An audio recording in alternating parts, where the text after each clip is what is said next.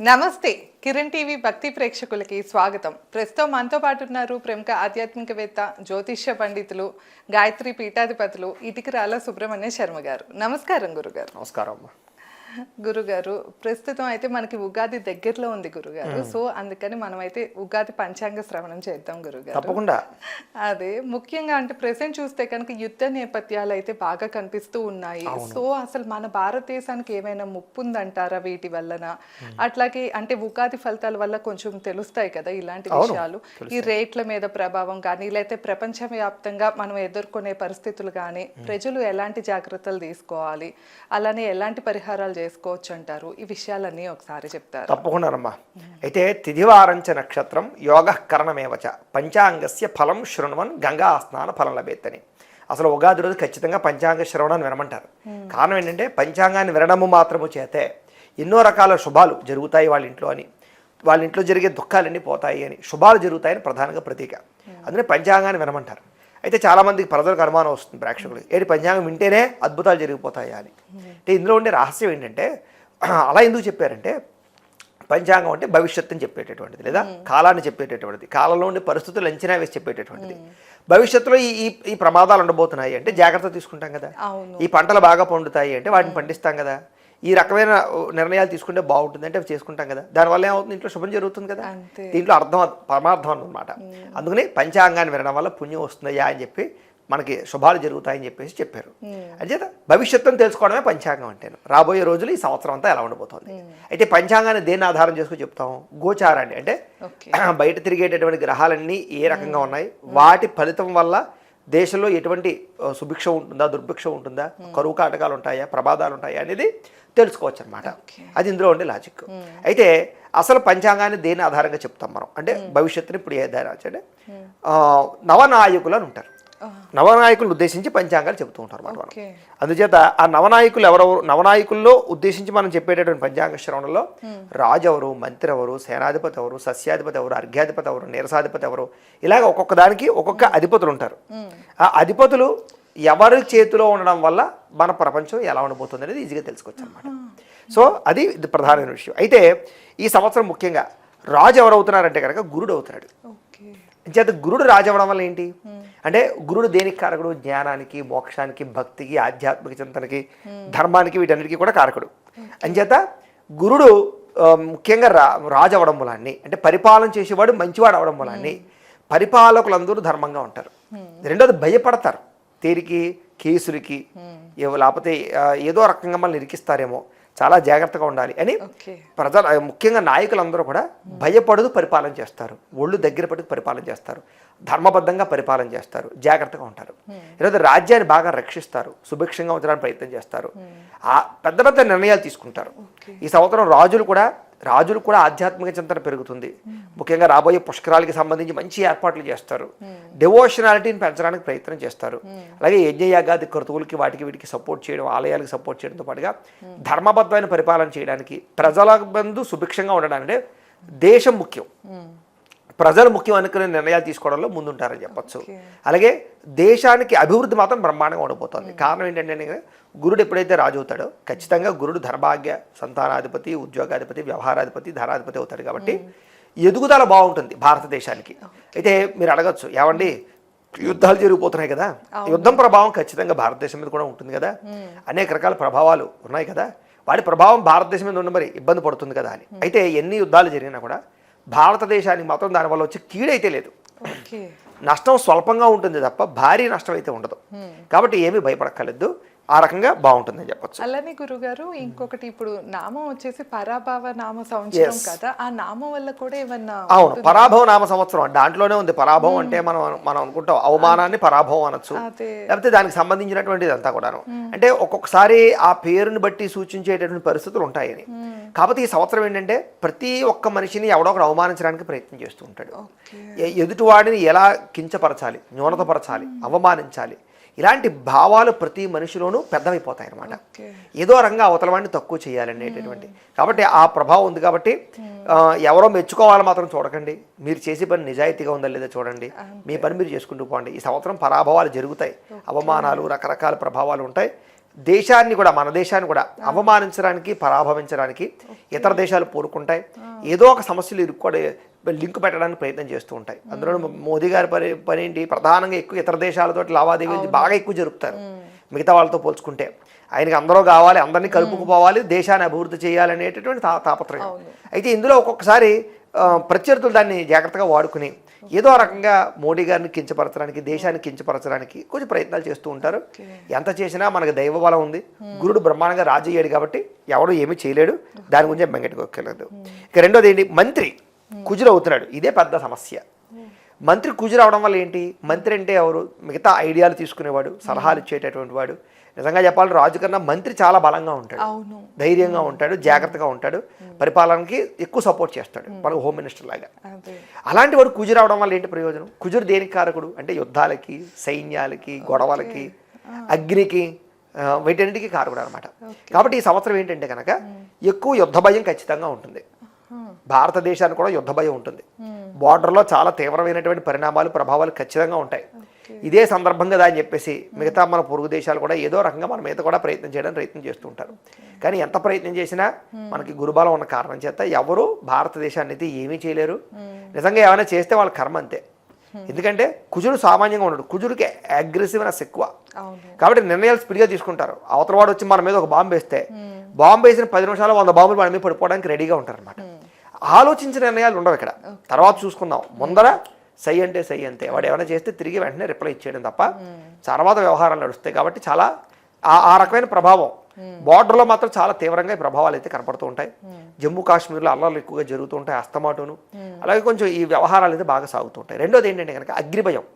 ప్రధానంగా అగ్నిపరమైనటువంటి ఫైర్ యాక్సిడెంట్లు ఎక్కువగా జరగడం, ముఖ్యంగా కరెంటుకి సంబంధించినటువంటి వాటిలో వ్యవహారాలు జాగ్రత్త తీసుకోవాలి. అవి ఎక్కువగా కనపడుతున్నాయి. కొన్ని విద్యుత్ వాహనాలు కాలిపోవడాలు లాంటివి కానీ, లేదా వాహనాలు ఏదైనా ఫైర్ అవ్వడాలు కానీ, లేకపోతే గడ్లు కాలిపోయి పొలాలు కాలిపోవడాలు కానీ, ఇలాగేంటంటే కొంచెం ఫైర్ యాక్సిడెంట్లు బాగా అధికంగా జరగడంతో పాటుగా అగ్ని భయం బాగా కనపడుతుంది ఫ్యాక్టరీలు, ఇండస్ట్రీల్లోనూ. అలాగే వీటి ప్రభావం బాగా ఉంది. బాంబు పేలుళ్ళని, లేకపోతే ట్రైన్ యాక్సిడెంట్లని, లేకపోతే ఫ్లైట్ యాక్సిడెంట్లు, ఇలాంటివి ఎక్కువ జరగడానికి ఫైర్ ద్వారా, అగ్ని ద్వారా జరిగేటటువంటి, పేలుల ద్వారా జరిగేటటువంటి ప్రమాదాలు ఎక్కువగా ఉన్నాయి ఈ సంవత్సరం. కాబట్టి తత్వ జాగ్రత్తలు తీసుకోవాలి. దాంతోపాటు ప్రమాదాలు, యాక్సిడెంట్లు, ఈ సంవత్సరం యాక్సిడెంట్లు బాగా జరుగుతాయి. అంటే అనొచ్చు జనాలు కూడా, ప్రతి సంవత్సరం యాక్సిడెంట్ కామన్గా జరిగేదే కదా అని. కానీ అలా ఆ ప్రభావం వేరు, ఈ ప్రభావం వేరు. గతం కన్నా అధికంగా వాహన ప్రమాదాలు జరిగే అవకాశం బాగా కనపడుతుంది స్వయంకృత అపరాధాల వల్ల. కాబట్టి అదొకటి కొంచెం మంత్రి కుజురవడం వల్ల వచ్చే సమస్యలు అనమాట. ఇక సేనాధిపతి చంద్రుడు అవుతున్నాడు. దీనివల్ల ఏంటంటే వర్షపాతం చాలా బాగుంటుంది. అధిక వర్షాలు పడతాయి, అకాల వర్షాలు పడతాయి. ముఖ్యంగా అంటే సమయానికి కావాల్సిన వర్షం పడదు, అక్కలేని సమయంలో వర్షం పడి పంటల్ని పాడు చేసే పరిస్థితి ఉంటుంది. కాబట్టి కొంచెం రైతులు ఎక్కువ జాగ్రత్త తీసుకోవాలి, కేర్ తీసుకోవాలి. అలాగే ఈ అధిక వర్షపాతాలు, రకరకాల వర్షపాతాల వల్ల చెరువులు, వాగులు పొంగడాలు, వాటి వల్ల కొంత ఇబ్బంది పడాలి. లోతట్టు ప్రాంతాలకి కొంచెం ఇబ్బంది కలగడాలు మాత్రం ఈ సంవత్సరం జరగబోతున్నాయి. కాబట్టి లోతట్టు ప్రాంతాల్లో ఉండే వాళ్ళు జాగ్రత్తలు తీసుకోవాలి. ఇక సస్యాధిపతి మళ్ళీ గురుడే అవుతున్నాడు. మళ్ళీ సస్యాధిపతి గురుడు అవడం వల్ల ఏంటి, పంటలకి, వాటికి వీటికి కారకుడు అనమాట. అందులో గురుడికి యొక్క కారకత్వమైనటువంటి రంగు ఏంటి, పసుపు రంగు. అంటే పసుపుకు రిలేటెడ్గా ఉండేటటువంటి వర్ణానికి సంబంధించినటువంటి పంటలన్నీ కూడా బాగా పండుతాయి. పసుపు కానీ, కందులు కానీ, లేకపోతే పెసలు కానీ, లేకపోతే ఇలాగ గోధుమలు కానీ, ఇలాంటివన్నీ కూడా, మన ధాన్యం కూడా కొంచెం పసుపు రంగులోనే ధాన్యం ఉంటుంది కాబట్టి ధాన్యాలని, ఇలాంటివన్నీ కూడా విపరీతంగా పండుతాయి. కాబట్టి వాటికి విలువ బాగా పెరుగుతుంది, ధర బాగా పెరుగుతుంది, గిట్టుబాటు ధర బ్రహ్మాండంగా పెరుగుతుంది. కాబట్టి అలాంటి పంటలు పండించడానికి ఎక్కువ ప్రయత్నం చేయొచ్చు. ఇక ధాన్యాధిపతి బుధుడు అవుతున్నాడు. ధాన్యాధిపతి బుధుడు అవడం వల్ల కూడా ఎక్స్పోర్ట్లు బాగా జరుగుతాయి ఈ సంవత్సరం. వ్యాపార లావాదేవీలు, అలాగే ధాన్యాలు, మన యొక్క పండించే పంటలన్నీ ఇతర దేశాలకు వెళ్ళడం కానీ, వ్యవహారాలు చేయడం కానీ, ముఖ్యంగా ఆహార పరిశ్రమ బాగా అభివృద్ధి అవుతుందని చెప్పచ్చు. అలాగే వ్యాపారాలు వృద్ధి అవుతాయి. చాలామంది ఈ సంవత్సరం ఏంటంటే కనుక ఉద్యోగాలు చేసేవాళ్ళు కూడా వ్యాపారాలు చేస్తారు. వ్యాపారాలు కూడా ఎలాగంటే భారతదేశంలో ఏదైనా ప్రోడక్ట్ని తయారు చేసి దాన్ని ఇతర దేశాలకి ఎక్స్పోర్ట్ చేయగలిగేటటువంటి వ్యాపారాలు చేస్తారని చెప్పచ్చు. అదృష్టం ఏంటంటే అది చెయ్యాలి, అది చేస్తేనే మన దేశం అభివృద్ధి అవుతుంది.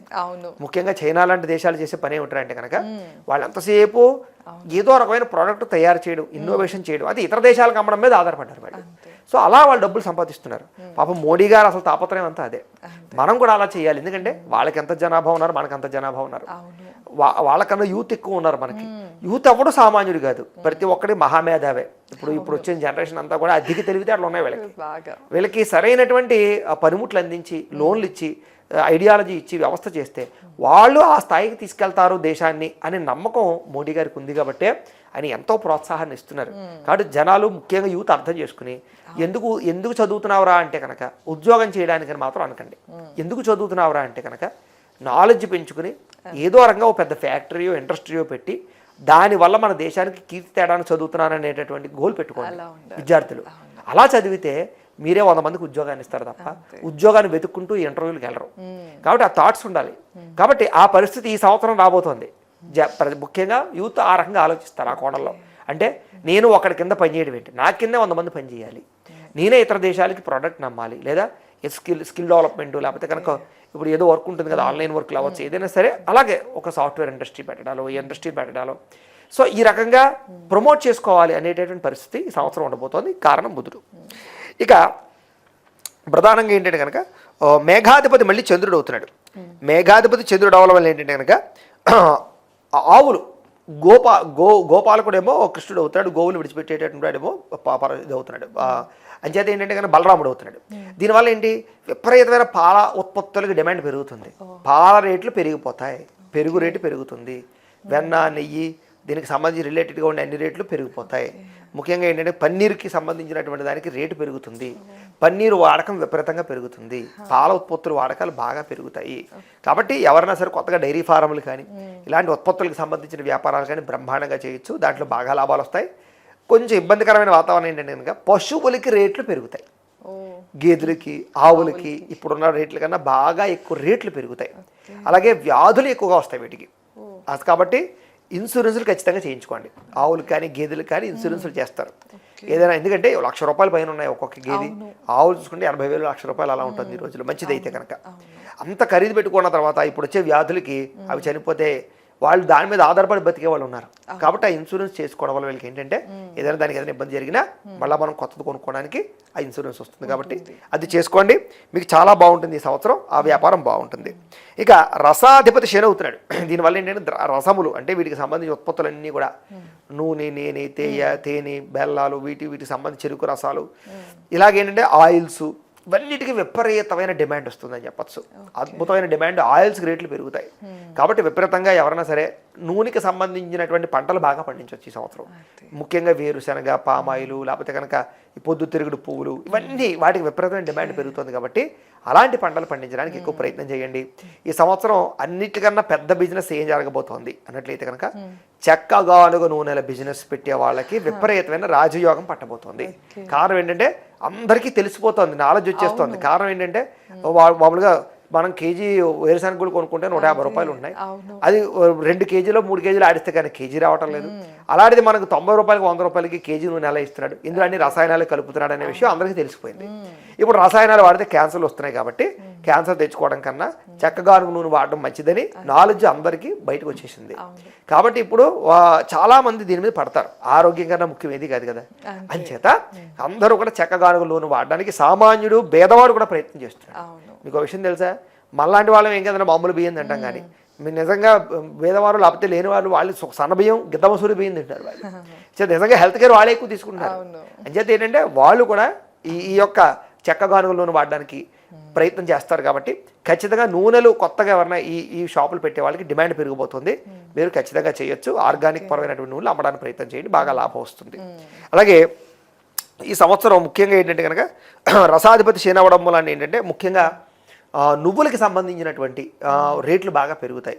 చాలామంది నువ్వులు ఉండలు తినడానికి లేకపోతే డ్రై ఫ్రూట్స్ తినడానికి ఖచ్చితంగా ఎక్కువ ప్రాధాన్యత ఇస్తారు. కాబట్టి ఖచ్చితంగా డ్రై ఫ్రూట్ షాపులు బాగా డెవలప్ అవుతాయి, దానికి సంబంధించి రిలేటెడ్ బిజినెస్లు అన్నీ బాగా డెవలప్ అవుతాయి. అలాగే ఈ సంవత్సరం పెట్టుకోవాల్సినటువంటి అద్భుతమైన బిజినెస్లు చెప్తాను నేను ఎవరికైనా సరే యూత్కి. ఆరోగ్యం మీద అందరూ పడిపోతారు. ఈ సంవత్సరం విపరీతమైన ఆరోగ్య కేర్ బాగా పెరిగిపోతుంది. అందరికీ హెల్తీగా ఉండాలి అని ఏదో పెద్ద పెద్ద వాళ్ళని ఉదాహరణగా తీసుకుని సినిమా వాళ్ళని వెళ్ళి పెద్ద పెద్ద వాళ్ళని ఆదర్శంగా తీసుకుని మనం డైట్లో మార్పు తీసుకురావాలి అన్న ఒక అద్భుతమైన రివల్యూషన్ పెరగబోతోంది.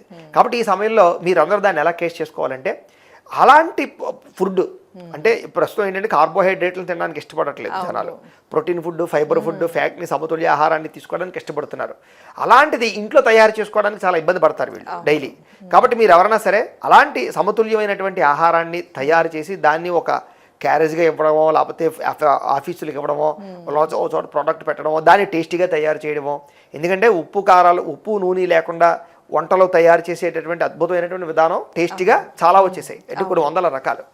అవి నేర్చుకుని, అవి టేస్టీగా వండడం నేర్చుకుని అవి అమ్మితే వాళ్ళకి తినడానికి ఎంత ఇష్టపడతారు, ఆరోగ్యం వెంటనే వాళ్ళకి మార్పు వస్తుంది. కాబట్టి ఇంకో ఆహారంలోకి వెళ్ళలేరు. అది ఇంట్లో తయారు చేసుకోవాలంటే కొంచెం క్లిష్టంగా ఉంటుంది.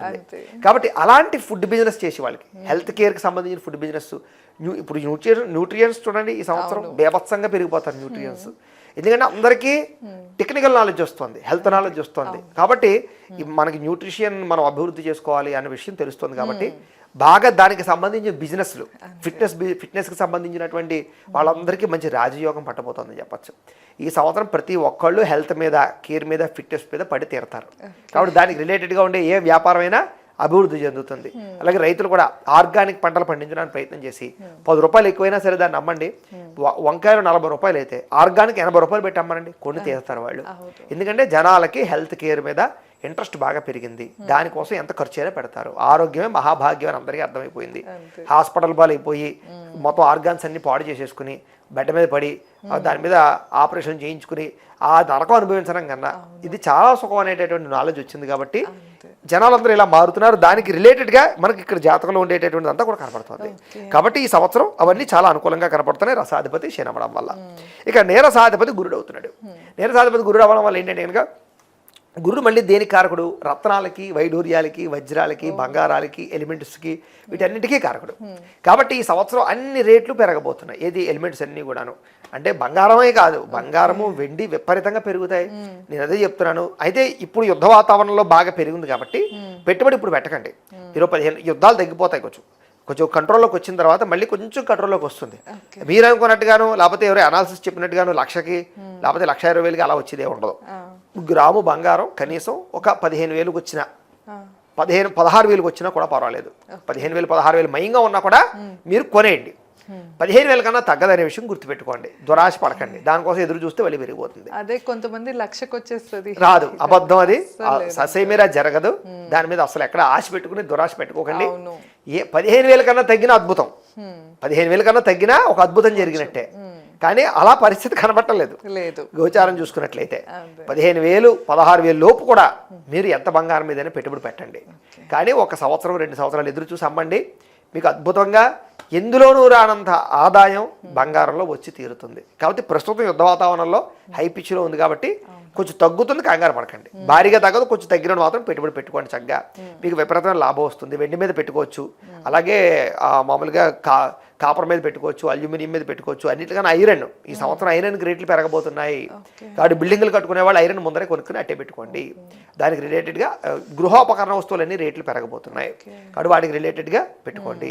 ఈ సంవత్సరం ఏంటంటే కనుక కొంచెం ఇన్ఫ్లేషన్ ఎక్కువ అవుతుంది కాబట్టి అన్నిటి ధరలు పెరుగుతాయి. ముఖ్యంగా నేను ఇందాక చెప్పాను చూసారా, లిక్విడ్స్కి సంబంధించినటువంటి నూనెలకు సంబంధించి దాంట్లోనే మనకి ఆయిల్స్ అన్నీ వస్తాయి, పెట్రోలియం ఆయిల్స్ అన్నీ కూడాను. యుద్ధాల వల్ల అవ్వచ్చు, రకరకాల కారణాలు అవ్వచ్చు, పెట్రోల్ రేట్లు టపటపా పెరిగిపోతాయి, ఇంజిన్ ఆయిల్స్ రేట్లు పెరిగిపోతాయి. కాబట్టి ఆయిల్స్ రేట్లు పెరుగుతున్నాయి. కాబట్టి తత్వ జాగ్రత్తలు తీసుకోండి. నా ఉద్దేశం ఏంటంటే కనుక అందరూ విద్యుత్ వాహనాలు కొనుక్కోవడానికి ప్రయత్నం చేయండి. ఎందుకంటే భవిష్యత్ అంతా దాని మీదే ఆధారపడి ఉంది. రెండోది ఏంటంటే కనుక ఈ సంవత్సరం ముఖ్యంగా ప్రధానంగా ఏంటంటే కనుక మనకి ఎవరు మంత్రి ఈ కుజురు అవడం వల్ల ఇంకొక ప్రత్యేకమైన విశేషం ఏంటంటే కరెంటుకి సంబంధించినటువంటి ఉత్పత్తులు, కరెంటు తయారీకి సంబంధించినటువంటి ఫ్యాక్టరీలు.